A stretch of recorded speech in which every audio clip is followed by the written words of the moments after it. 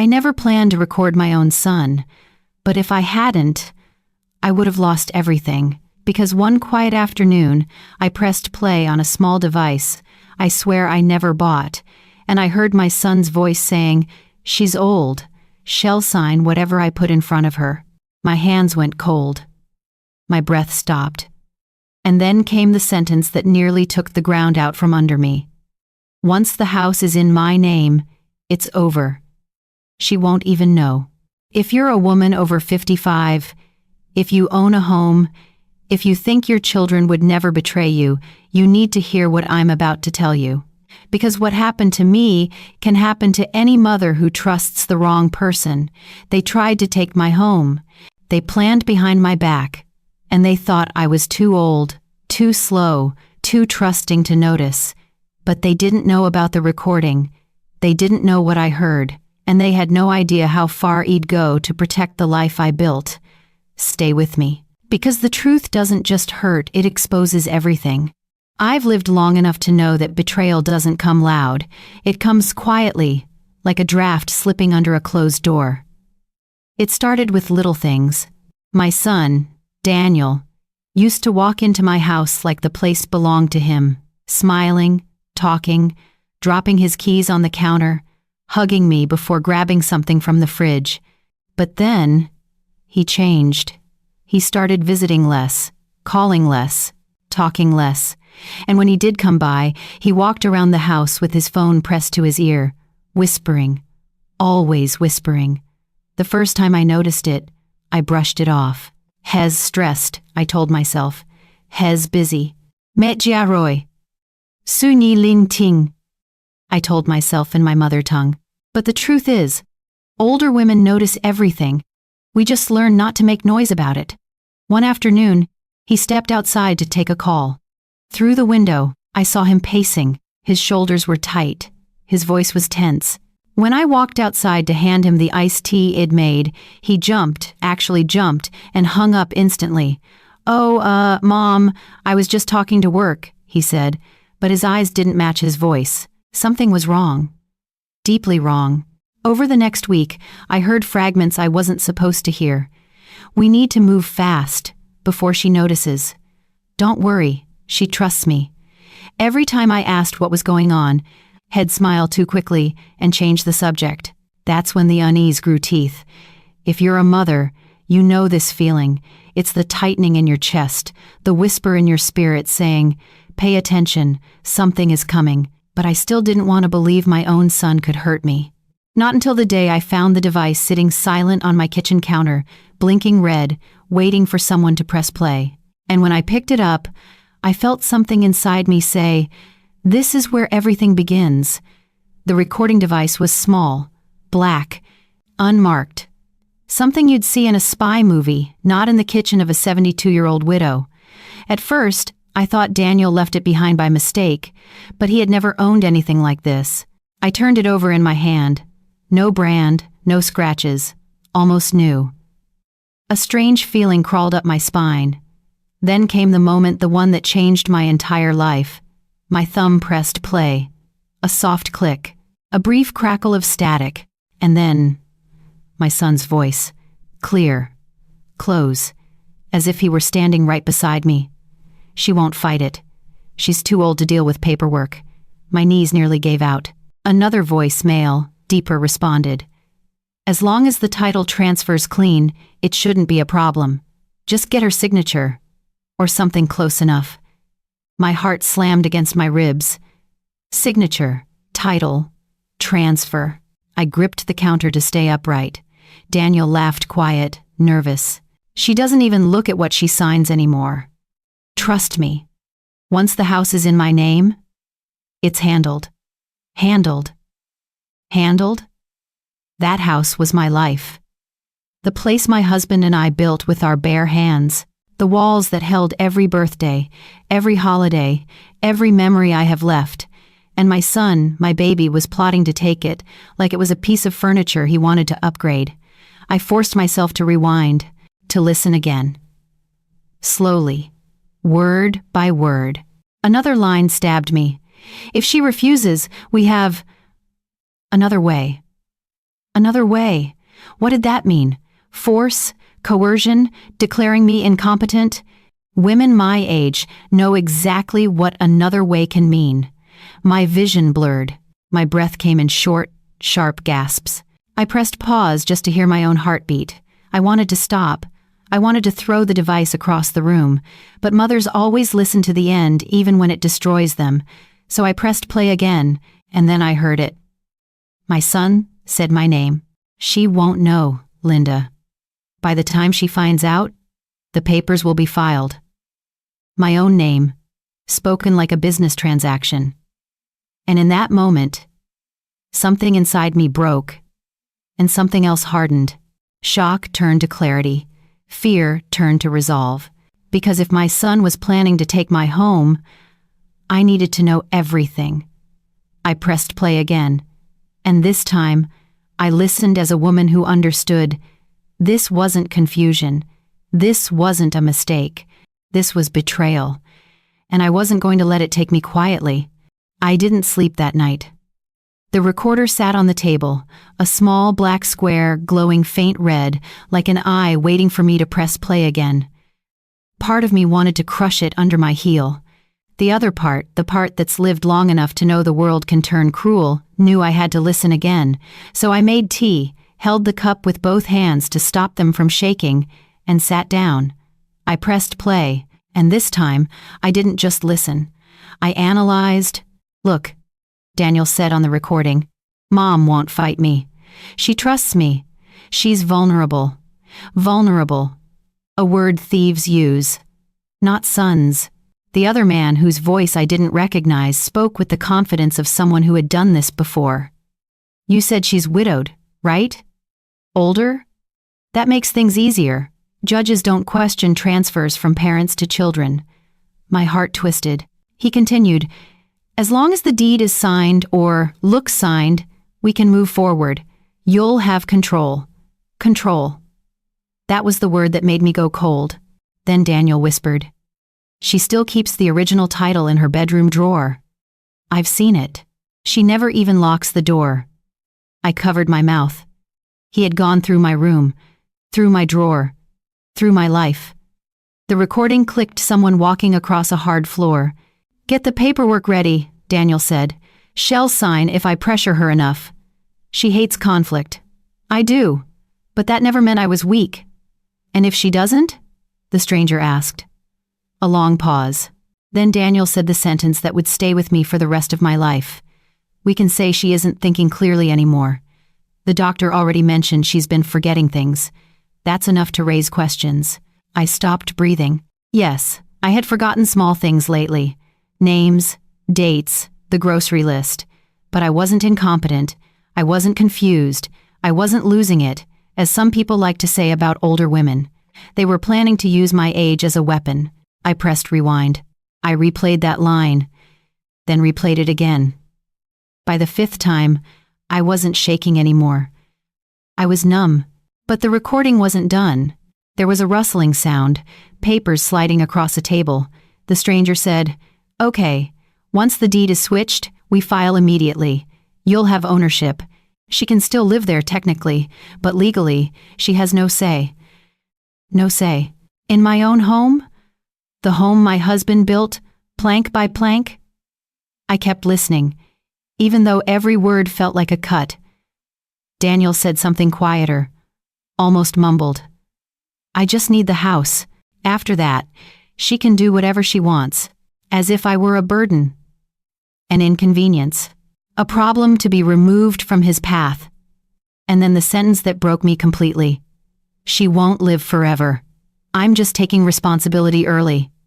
I paused the recording. For several minutes, I couldn't move, couldn't breathe, couldn't even think. He wasn't planning for my safety, my comfort, my future. He was planning for my absence. He was planning for my death. I took a deep breath. Then another. When I pressed play again, the tone shifted. Daniel's voice became more stressed, more irritated. What if she finds out? He asked. She won't, the stranger replied. And if she does, deny everything. Older people get confused. The more she questions herself, the easier this gets. That was when something inside me hardened forever, because I realized something. They didn't just want my house, they wanted my silence. They needed me to doubt myself, to question my memory, to shrink, to accept whatever paperwork they pushed in front of me. But they miscalculated, because older women are not fragile. We're forged. We survive loss, grief, sickness, disappointment. We rebuild our lives with our bare hands. And when someone threatens us, especially our home, something in us rises. And that night, something rose in me. A clarity. A steel spine. A simple truth. If my son was plotting to take my home, I had to protect it. And myself. The recording ended with a soft click. But the damage was done. The betrayal was complete. The path forward was clear. I dried my tears. I held the recorder tight, and I whispered to the empty room. You made a mistake, Daniel. You underestimated your mother. That was the moment I decided I wasn't going to confront him first. I was going to gather evidence. I was going to learn the whole truth. I was going to be smarter than they ever expected, because mothers don't just break. We prepare, we survive, and sometimes we expose. I didn't confront Daniel right away. I needed to pick the right moment, not when he was rushed or distracted, not when my emotions were freshly raw. I waited 3 days, 3 long, quiet days where I replayed the recording in my mind, each sentence carving deeper into my heart. By the morning of the 4th day, my decision was firm. I brewed coffee, set 2 cups on the table, placed the recorder between them, a small black truth bomb. When Daniel walked in, he looked tired, anxious, almost guilty, but that might have been my imagination. "Morning, Mom," he said, grabbing a mug like he always did, but he froze when he saw the recorder. "What's that?" he asked. "Sit," I said. My voice was calm, too calm. The kind of calm that comes before a storm. He hesitated, then sat across from me. I didn't lecture. I didn't cry. I didn't accuse. Instead, I pressed play. The effect was immediate. The first few seconds he blinked fast. By the 10th second his face paled. By the 20th his shoulders tensed, jaw working like he was chewing nails. When his own voice said, "She's old. She'll sign whatever I put in front of her," Daniel slammed his palm on the table. "Mom, wait. Stop," I raised a finger. "No." He froze. The recording kept playing. When it reached the part about another way, if I refused to sign, he closed his eyes. When his voice said, "I just need the house," he covered his face with both hands. And when the final blow came, "She won't live forever. I'm just taking responsibility early," he whispered. "Oh God, Mom, I didn't mean, but betrayal doesn't get erased by apologies spoken too late." I pressed pause. The room became painfully quiet. I stared at my son, my child, who once held my hand crossing streets, who once cried in my lap after nightmares, who once said I was his favorite person in the world, and now he was the man in the recording, the man planning to take my home while I was still alive. "Why, Daniel?" I asked. Just those 2 words. He swallowed hard. "Mom, I didn't..." "It's not what you think. It's exactly what I think," I said. "You planned to take the house from me." His eyes darted away. "I was just trying to secure the future." "By erasing mine?" I asked softly. He winced. "Things are tight. I owe money. I made mistakes. I thought if the house was in my name, banks would take me seriously. I thought I could fix everything." "You thought," I repeated. "You thought my home was your rescue plan." He looked down. "You weren't supposed to hear that recording." "No," I said. "I wasn't. But I did." His voice cracked. "I'm sorry, Mom. But sorry doesn't rebuild trust. Sorry doesn't erase betrayal. Sorry doesn't justify plotting behind someone's back. Especially not your mother's." I slid the recorder slightly toward him. "Describe to me what this is," I said. He stayed silent, so I pressed again. "Tell me, Daniel, what is this?" He whispered, "Evidence." I nodded. "Correct. Then I said the sentence that hurt the both of us equally. And you gave it to me. He tried again to defend himself. I wasn't going to let anything bad happen. I swear. You'd still live here, under your ownership, I cut in. Under your control, under your conditions. I leaned forward. Tell me, Daniel, when did I become a burden? His eyes filled, but he didn't answer. I gave you everything. I continued, voice trembling. I protected you. I raised you alone. I worked until my hands ached. And you chose to repay me by planning how to remove me from my own home. The silence between us grew heavy. Then Daniel whispered something that chilled me deeper than the recording. I didn't think you'd understand. Understand? I almost laughed. Understand what? That you see me as disposable? As someone whose rights don't matter because she's getting old? Mom, please. I stood slowly. I'm done talking for now, I said. I need space. He reached out like he wanted to grab my arm, but I stepped back. Don't, I said quietly, and he let his hand fall. Before he left, he turned at the door. Are you going to tell anyone? I looked at him, really looked. Yes, I said. My lawyer. Daniel's face collapsed, because in that moment, he understood. The moment the recording existed, the moment the words were captured, the moment he tried to take advantage of my age, he lost control of the story. And I gained it. When he walked out, I locked the door. For the first time in my life, I locked it against my own son. And as I leaned my forehead against the wood, breathing slowly, I whispered the truth I never thought I'd have to say. I may be old, but I am not powerless. That night, I placed the recorder next to my bed. Not because I needed to hear it again, but because it reminded me of something important. The truth may hurt, but it also protects, and tomorrow I was going to start protecting myself. The days after the confrontation blurred. Time became a soft smear of teacups and unanswered calls. I'd wake at 3 a.m. and stare at the ceiling, thinking of the words I heard, thinking of the way my son said my name like it was a ledger entry. Sleep slipped away. Food tasted dull. Even the radio seemed too loud or not loud enough. Neighbors asked, "Are you okay?" I wanted to say, no. But how do you explain that the person you raised planned to take your home? How do you explain the private conversation you replay in the dark because the recording will not leave your head? I tried to be normal. I tried to keep the plants watered. I tried to answer the mail. But every time I opened a letter, my hands shook. Every time I heard a knock, my heart jumped. I went to the doctor because that's what you do when your body protests. She checked my blood pressure. She listened to my chest. She asked the right questions with a gentle voice. Have you felt depressed? She asked. Sometimes, I said. Have you thought about harm? She said, carefully. No, I answered, and the truth was heavy and simple. I did not want to be harmed. I wanted to be seen. She suggested therapy. Not because I was weak, but because grief takes many forms. Betrayal is a grief all its own. So I started talking to someone who didn't know my furniture. She asked me to describe the recording. The words, the kitchen light, the way Daniel laughed nervously. Talking helped. Not always immediately, but slowly, the sharp edges of panic became less jagged. I learned to breathe between the gasps.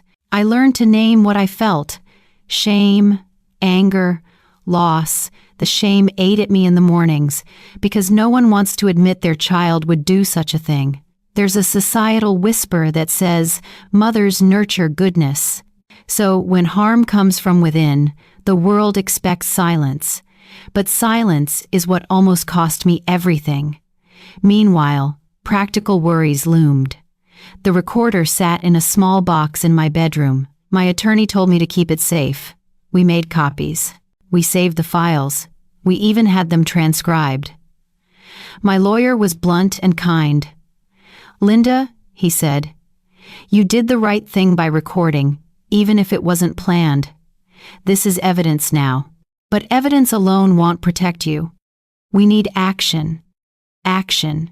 I liked that word. It made me feel steady. He explained what could happen. He explained hearings, filings, and the slow gears of legal systems. He explained how people use things like forgetfulness to make a case for conservatorship. He explained how signatures can be pressured. He recommended immediate steps: document everything, change passwords and secure financial documents, put originals in a safe deposit box, limit who has access to important papers. I followed his list like a litany. I called the bank and set up alerts. I put the original deed where it would be hard to find. I updated my phone and added two-factor authentication. Simple things, protective things. Still, nights were long. Sometimes I would sit at the kitchen table and hold the recorder. I'd listen to a line, then not press play again. The voice of my son would echo in the cabinets. Neighbors began to murmur. Word travels in small towns with the speed of a breeze. Some people were supportive. Some people looked at me with that small, curious pity that older women know too well. Children asked questions. "Graham, why is everyone talking?" I told them age-appropriate truths. I told them we were resolving something. They nodded, as kids do, not fully understanding the complexity of adult betrayal. At times I wanted to call the man in the recording every name in the book. At times I wanted to curl up and never answer the door. Mostly I wanted to reclaim something fundamental: my peace. So I put one foot in front of the other. My lawyer filed a protective motion. It asked the court to prevent any transfer of property pending a full investigation. It asked the county to freeze filings on the deed. It was a small legal barricade, temporary but vital.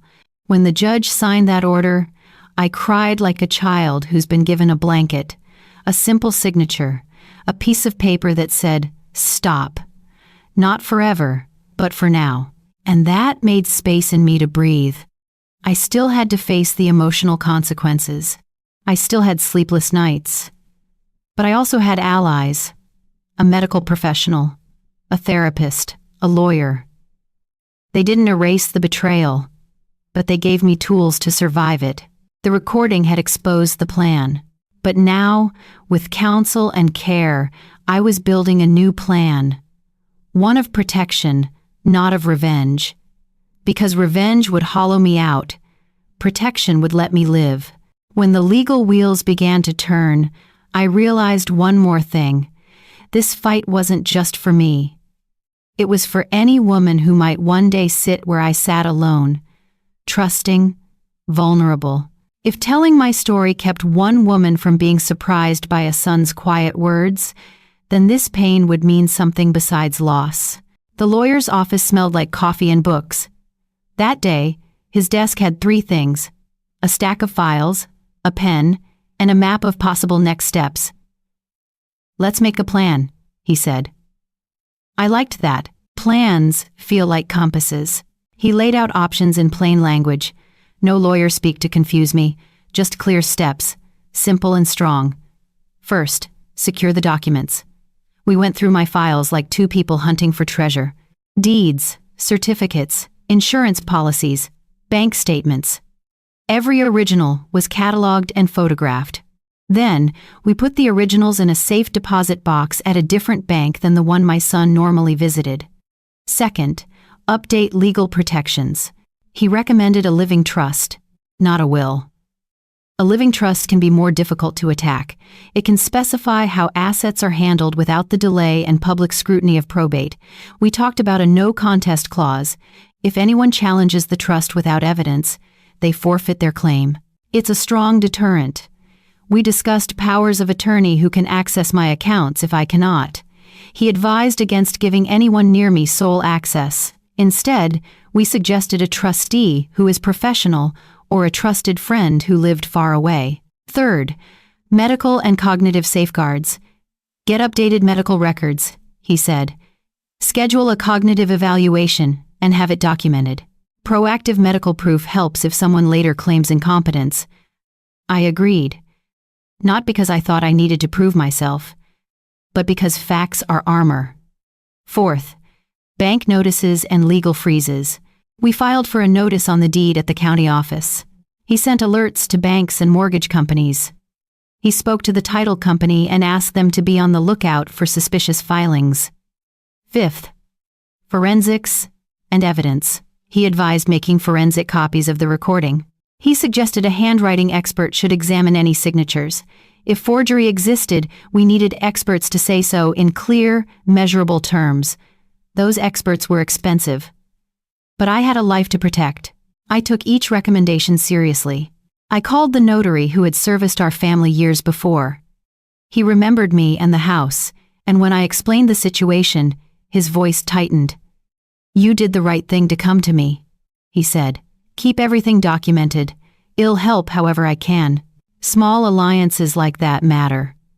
When we brought in a handwriting analyst, he handed me a magnifying glass like a relic. He showed me how pressure changes, how strokes falter, how a forged signature is built from imitation, slow and mechanical rather than living movement. "You can see hesitation in their strokes," he explained. "It's the body lying." Each expert added another layer of truth to the case. Truth that could be held up in court. Still, legal steps can feel clinical. They don't touch the quiet ache. So I did another thing. I built personal boundaries. I stopped letting Daniel have solo access to the house. I changed locks when I needed to. I didn't announce it, I just did it. I started inviting friends more often, not to show anything off, but because presence is protection. A house with people in it feels less like a target. I taught myself a small digital routine. Password managers, two-factor authentication, automatic alerts when accounts change. These technical things became small victories. And emotionally, I practiced saying no without guilt. No, you cannot look in my papers. No, I will not discuss this alone with you. No, I will not sign anything today. Those sentences were like muscles. The first few times they trembled. The more I used them, the stronger they grew. One morning, I met with the lawyer and the notary in a small conference room. We sat across from each other. There were copies of the recording, printouts from the handwriting expert, medical forms, and the trust draft. "This is more than paperwork," the lawyer said. "This is a map of how you will keep your life." I felt a swell of gratitude and fear. Gratitude for people who cared. Fear of what would happen next. But having a map made the fear manageable.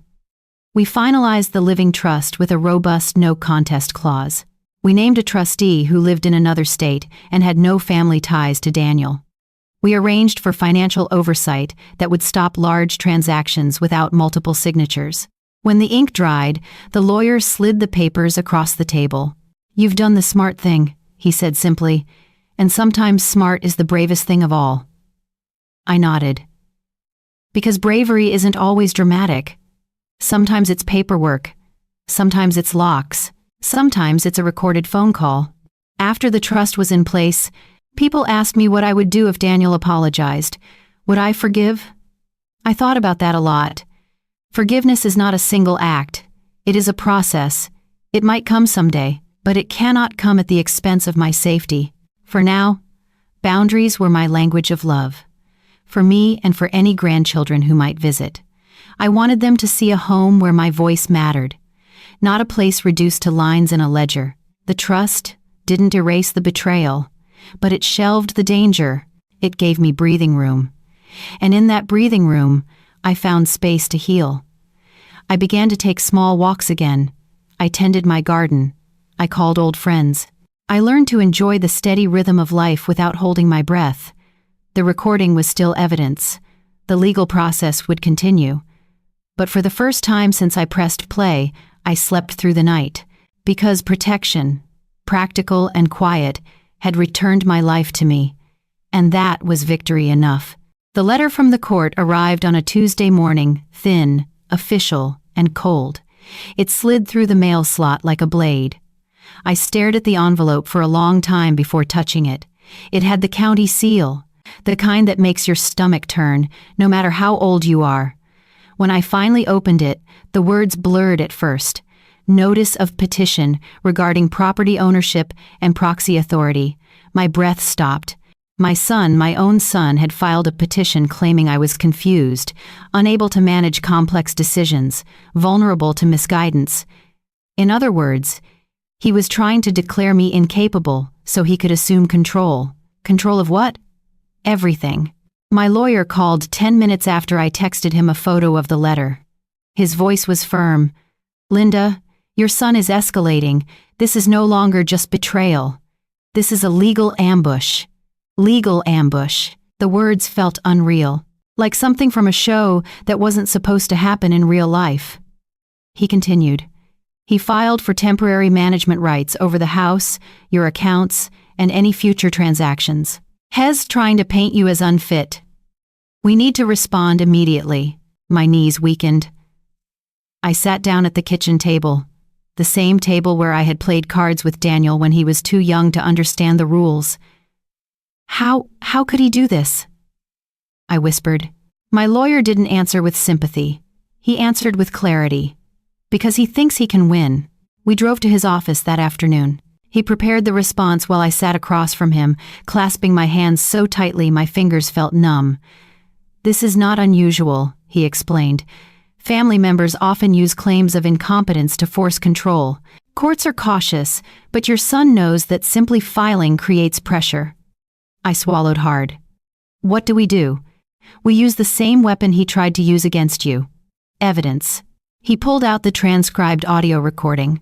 Then he printed the metadata, the timestamp, the file integrity confirmation, the location logs. "This recording is admissible," he said. "You didn't set it up with intent, you discovered it accidentally. It captured a conversation that directly affects your property rights. That makes it legal evidence." He read aloud the part that had shattered me the most. "Well, get her to sign something. If she doesn't, well, just transfer it when she's not looking." He shook his head. "That line alone destroys his petition. It shows premeditation. It proves motive." But he wasn't done. He reached into a folder, pulled out another document, and slid it across the table. "This," he said, "is our counter-petition. We will request a formal investigation into attempted fraud and misrepresentation." My heart thudded. Fraud? Against my son? He looked at me gently. "Linda, he tried to take your home. He recorded plans to bypass your consent. He filed a legal petition to strip you of your rights. That is fraud. And the court needs to see it." I pressed my fingers to my temple. "You're right," I whispered. "But God, it still hurts." He nodded softly. "Of course it does, but pain doesn't erase truth." That night, I couldn't sleep, not even for a few minutes. I kept thinking about courtrooms cold, formal places with wooden benches and echoing footsteps. I imagined sitting there while strangers judged whether I was competent, whether I could live my own life. And all because my son wanted a deed. The sadness was heavy. But underneath the sadness, something new formed. Resolve. Not anger, not revenge, not hatred. Resolve. A quiet, steady flame. He had underestimated me. He had underestimated the mother who raised him, the woman who survived widowhood, illness, and decades of quiet struggle. He saw age as weakness. He forgot that age often means experience. 2 days later, we received a notice. Initial hearing scheduled 3 weeks. 3 weeks to prepare. 3 weeks to gather documents, testimonies, medical evaluations. 3 weeks to reclaim my voice. My lawyer leaned back in his chair after reading the notice. "This hearing won't decide everything," he said, "but it will set the tone. If his petition is dismissed early, he loses momentum. If the judge sees his behavior, he may even face consequences." "Consequences?" I repeated. He nodded. "Trying to override a homeowner's rights can trigger civil penalties, and if forgery or fraud is involved, criminal charges are possible." Criminal charges. My chest tightened. I didn't want that. Not truly, even after everything. But wanting to protect him didn't change the fact that I had to protect myself more. The next week was a blur of preparation. I gathered bank statements, medical records, Old legal documents, proof of every bill I'd ever paid on time, a letter from my doctor confirming cognitive clarity, a notarized statement from a neighbor who saw me active and independent daily my dollars. Therapist even wrote something. Linda displays clear judgment, consistent memory, emotional resilience, and the ability to understand complex information. When she handed me the letter, she touched my hand. "You're not losing your mind," she said gently. "You're losing your illusion of who your son is. That's what's painful." I cried in my car for 10 minutes before driving home. The night before the hearing, I sat alone at the dining room table. The house was quiet except for the hum of the refrigerator. I looked around at the walls I had painted with my husband, at the curtains I had sewn myself, at the photos of birthdays and graduations. Everything in that house had a memory. Everything had a story. And my son had tried to erase all of it with one legal form. I placed the recorder on the table. I didn't play it. I just rested my fingertips on it, like touching a wound that had begun to scar. "I'm not afraid," I whispered out loud. And for the first time, it was true. The courthouse hallway smelled like old paper and too much air conditioning. People whispered as they passed. Some nodded politely. Some looked curious. Some looked tired, like they had their own battles. When my name was called, my heart jumped, but my step stayed steady. The courtroom was colder than I expected, not from temperature, from the silence. My son sat across the aisle with his attorney. He didn't look at me. He stared straight ahead, jaw tight. His attorney stood tall, confident, the kind of confidence that comes from believing the older person always loses. My attorney leaned close to me. "Remember, Linda, you're not here to prove innocence. You're here to reveal truth." I nodded. The judge entered. Everyone rose. The case began. My son's attorney went first. "Your Honor," he said smoothly, "this petition is filed out of concern. My client has noticed troubling signs regarding his mother's judgment, financial forgetfulness, confusion around important documents, and susceptibility to undue influence." I almost laughed. Forgetfulness? The only thing I forgot was that greed can live inside the people you love. He continued, "We believe Mrs. Harper is at risk of making decisions that could jeopardize her home and her safety. We seek temporary management rights to ensure her well-being until a full evaluation can be completed." Temporary. Such a soft word for something so dangerous. My attorney rose. "Your Honor, the petitioner has presented concern without proof. We intend to show evidence of premeditated intent to seize property without consent." The judge nodded. "Proceed." My attorney gave a small signal. It was time. The clerk wheeled in a small speaker, nothing dramatic, nothing cinematic, just a compact device that could hold truth in its heart. "This," my attorney said, "is a recording captured in Mrs. Harper's home. She did not intend to create evidence. She discovered it accidentally, but its contents materially relate to this petition." My son stiffened. Color drained from his face. His attorney snapped. "We object. This is an invasion of privacy." "No," my attorney interrupted, because the recording was on her device, inside her home, documenting a conversation about her property. The judge lifted a hand. "Objection overruled. Play the recording." My son closed his eyes. The room leaned forward. The recording began. At first, just static, a small hum. Then voices. His voice. "My son. My baby boy. Except not. Look, once she signs, we move quickly. If she doesn't sign, well, file anyway. She can't fight it. She's too old. She won't even know." A murmur rippled through the gallery. The judge's eyebrows lifted slightly. The second voice, the stranger, came next. "We can do a quick transfer. She won't understand the paperwork. People her age never do." Heat climbed my throat. Shame, anger, heartbreak twisting together. The recording continued. "My son again. We need the deed before she starts getting worse. If she hesitates, I'll just tell her it's for taxes." I covered my mouth with my hand. I had heard this before. And still, it broke me all over again. Gasps rose around the courtroom. My son's attorney whispered sharply, turn it off now." The judge held up her hand again. "Let it play." Another line. "She won't know I'm filing. Shed never check. It's better this way. When she's gone, everything will already be handled. Gone. Gone."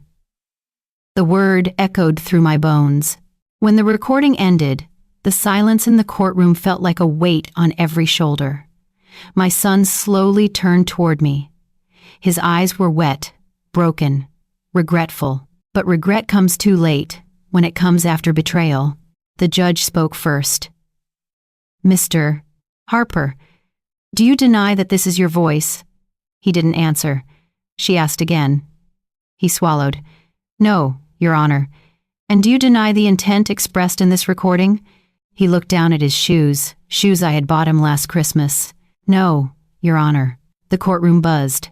His attorney scrambled. "This recording was taken out of context." The judge's voice sharpened. "Counsel, the context is perfectly clear. This son planned to obtain property by deception and bypass the owner's consent." My attorney stood. "Your Honor, this recording directly refutes the claim that Mrs. Harper is incompetent. She is not confused. She is not vulnerable. She is being targeted." I inhaled slowly. Gratitude filled my chest like warm water. The judge nodded. "It certainly appears that way." My son covered his face with both hands. And in that moment, I broke. Not loudly, not dramatically, just quietly. A tear slid down, then another. Because even when justice stands with you, pain still lives in your ribs. The judge made notes, her pen tapping firmly. "This court will now consider whether sanctions or further investigation are warranted." Further investigation. Sanctions. Against my son. My attorney leaned toward me and whispered, "Linda, this is a turning point. You're winning." Winning. Why didn't it feel like winning? Because victories earned against your own child never taste sweet. They taste like ash, but they are still necessary, still life-saving. The judge dismissed for the day. My son left without looking at me. I stayed in my seat long after the courtroom emptied, hands folded, heart bruised, but standing, because truth had finally been spoken aloud, and once exposed, truth never goes back to sleep. The hallway outside the courtroom was quieter than I expected.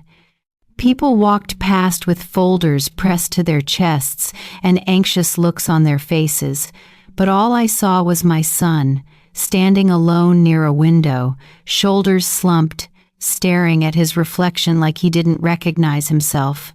My attorney touched my elbow. "You don't have to speak to him today," he whispered. But I did. Not because I wanted closure, not because I wanted an apology, but because I needed to hear the truth from his mouth, not from a recording.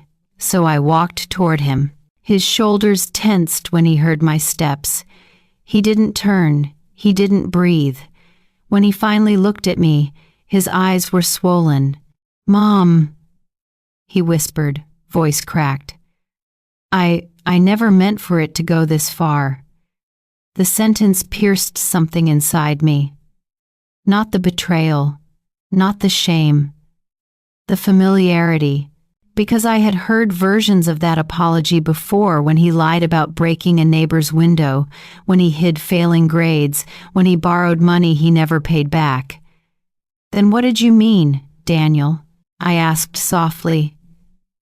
He sank onto the bench. His voice shook. "I was drowning, Mom. I was behind on everything. The debt kept growing. I was losing sleep every night. And every time I looked at this house, your house, I kept thinking, that could solve everything." He buried his face in his hands. I wasn't thinking about right or wrong. I was thinking about not sinking.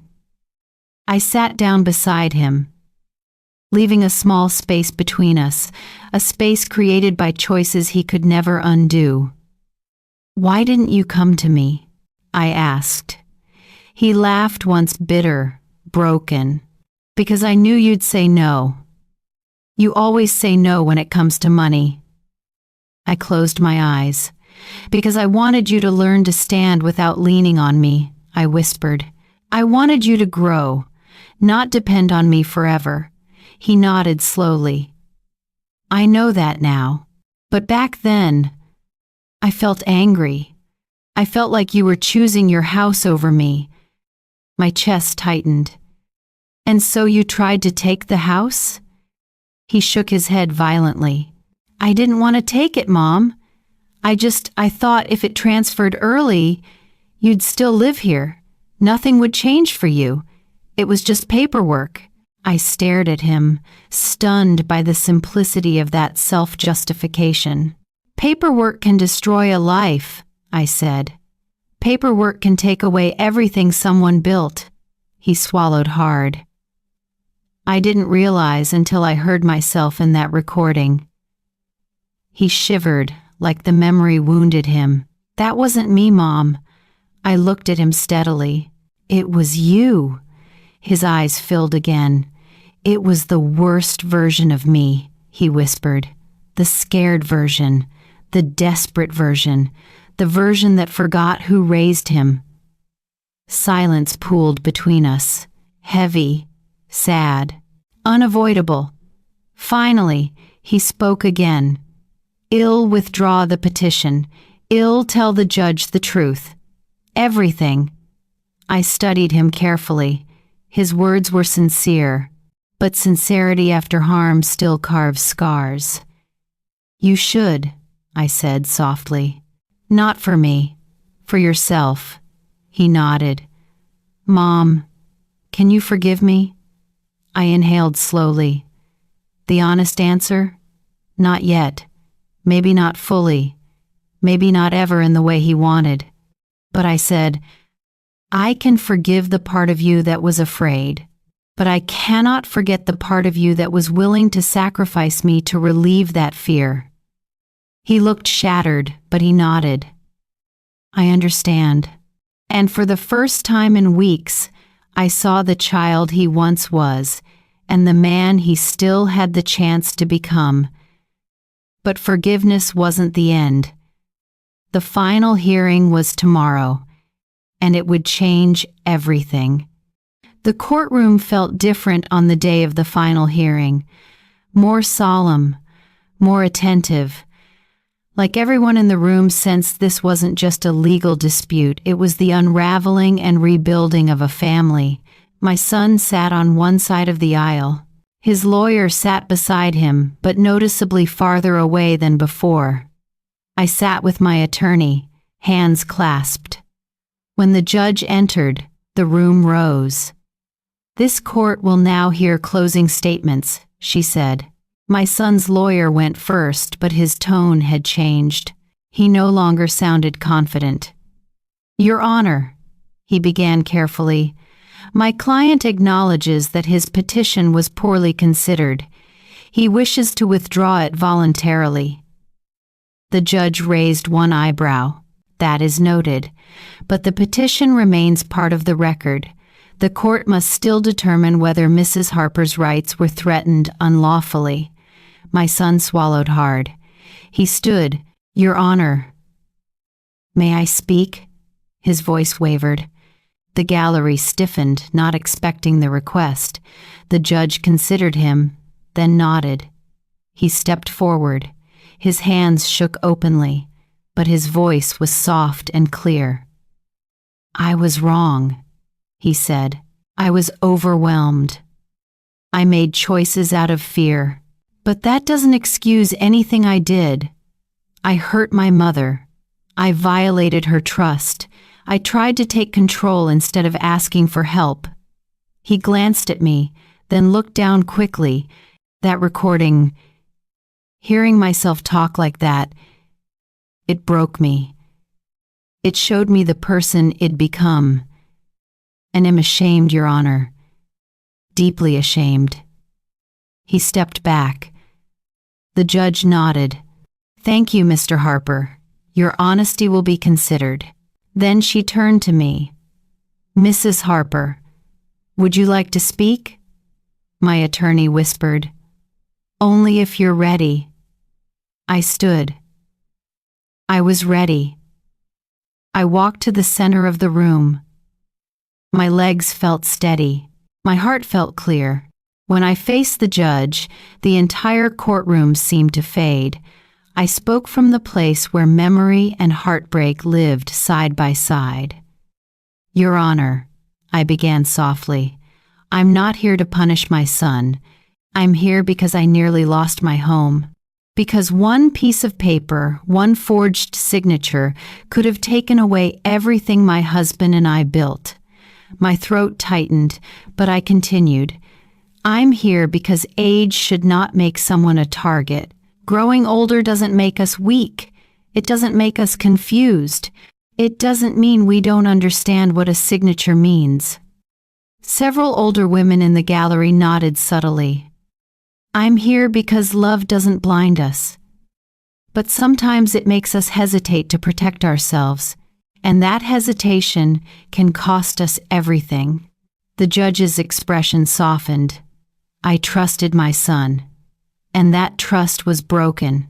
Not quietly, not accidentally, but deliberately, with planning, with secrecy, with words that still echo in my mind.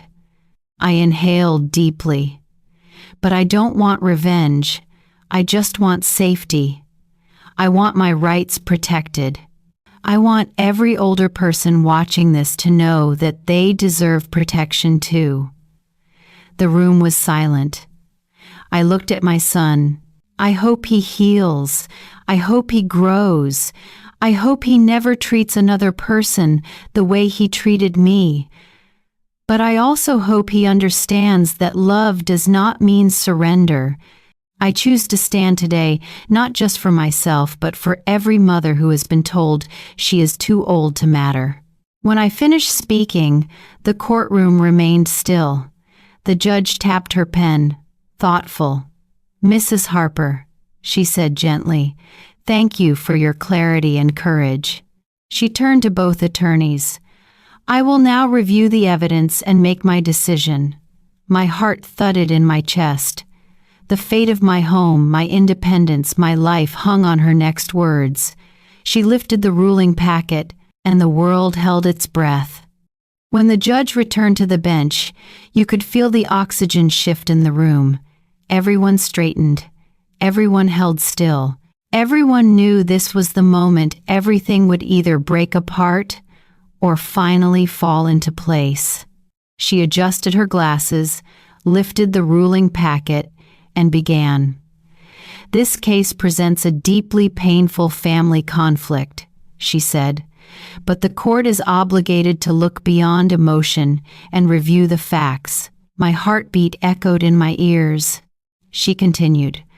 First, regarding the forged property transfer document. My stomach nodded.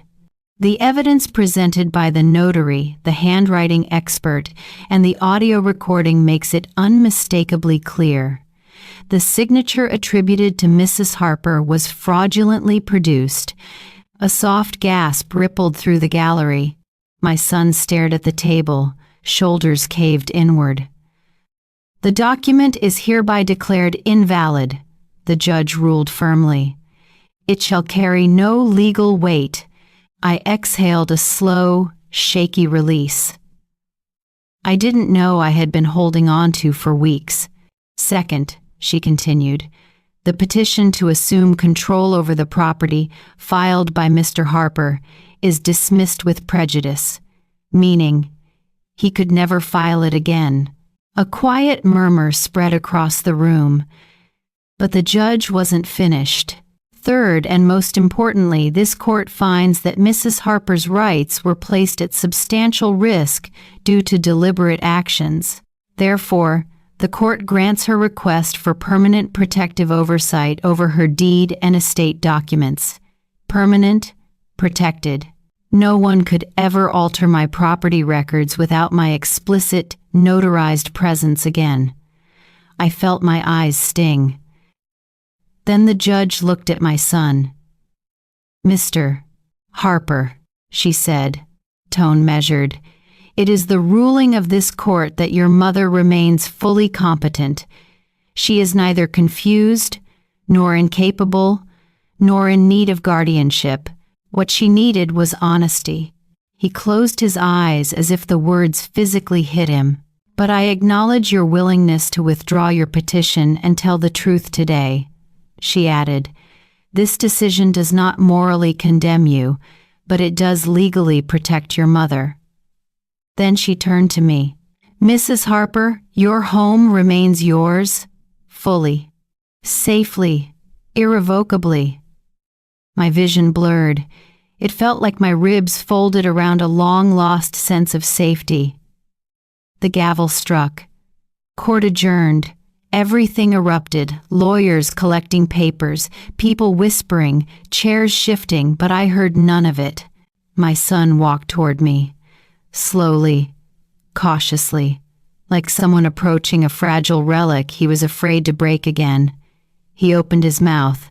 Mom, I raised a hand gently. Not now, I said. Not today. He nodded, eyes red. I understand. And for the first time, I believed him. Because apologies spoken before consequences mean very little. But apologies spoken after the truth is acknowledged, those can become the beginning of something real. The house felt different the first night I returned home after court. Warmer, safer, mine again, not just legally, but emotionally. I walked slowly through each room, letting my fingers brush across the walls, the frames, the memories. Everything felt like it belonged to me in a way it hadn't for months. The fear that had lived in my bones finally loosened. But healing doesn't happen in a single night. For weeks, I replayed the audio recording in my mind. Not the words, but the tone, the coldness, the calculation, the version of my son I didn't recognize. There were nights I cried quietly into my pillow, wondering where I went wrong, or whether I should have seen the signs earlier. There were mornings I made coffee and stared at the empty chair across from me, the one he used to sit in, and I felt the hollow ache of loss. Not loss of property, loss of trust. But something unexpected also began to happen. I grew stronger. Every day I got up, opened the windows, cleaned my kitchen, tended to my garden, and breathed a little deeper. Because surviving betrayal reshapes you. You learn that boundaries are love, that protection is wisdom, that age is not weakness, that you deserve safety, not suspicion. I met with my attorney again, not out of fear this time, but out of empowerment. We created a secure estate plan, backups for every important document, a list of authorized actions, protections that no one could override. My lawyer smiled and said, "You're not a victim, Mrs. Harper. You're prepared." That sentence stayed with me. Eventually, my son reached out. He didn't ask for money. He didn't ask for the house. He didn't ask for forgiveness. He asked, "Mom, can we talk?" I agreed, but on my terms. We met in a public park, neutral ground. He looked thinner, humbled, older. "I know I broke something I can't just fix," he said. "But I want to try." I listened, quietly, with an open heart, but not an unprotected one. "I'm not the same mother you tried to deceive," I told him gently, "and if we rebuild slow." He nodded. Slow is okay. And for the first time since everything shattered, I felt a small, cautious hope. Not for the past that was gone, but for a future where honesty might grow in the empty spaces betrayal left behind. The recording that exposed my son also exposed something in me, strength I forgot I had, wisdom I earned the hard way, a voice I was no longer afraid to use. And if you're listening to my story now, I want you to hear this clearly. You have a right to protect what's yours. You have a right to ask questions. You have a right to stand up even to the people you love, especially to the people you love, because love without boundaries becomes an invitation for harm. And you deserve better than that. If this story reached you, if it reminded you of your own strength, then stay with us. There are so many mothers, grandmothers, and women just like you fighting to protect what they've built and discovering their own voice along the way. Subscribe to Whisperweave Official so you never walk through these stories alone. And if you've lived something similar, you can share it in the comments. Your voice might be the one that helps someone else heal.